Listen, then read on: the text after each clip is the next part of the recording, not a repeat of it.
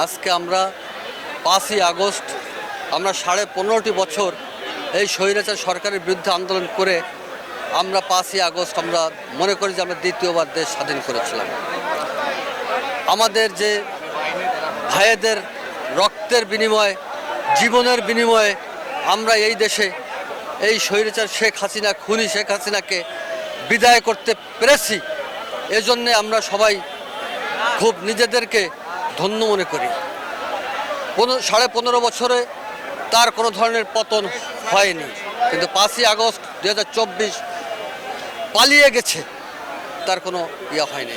আমরা এখন চাই তত্ত্বাবধায়ক প্রধান ডক্টর মোহাম্মদ ইউনূস সাহেব, আমরা আপনাদের মাধ্যমে বলতে চাই যে আমাদের সঠিক টাইমে অতি সত্বর জাতীয় সংসদ নির্বাচন উনি দিক।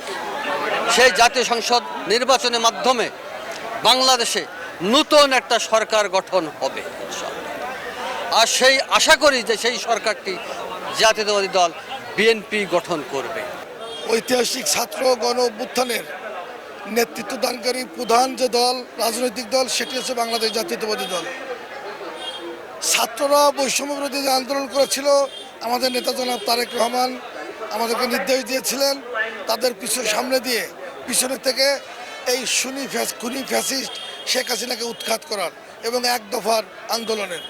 তার ধারাবাহিকতায় আমরা খুনি হাসিনার বিরুদ্ধে আন্দোলন করেছি, এই দেশ ফ্যাসিস্ট মুক্ত হয়েছে।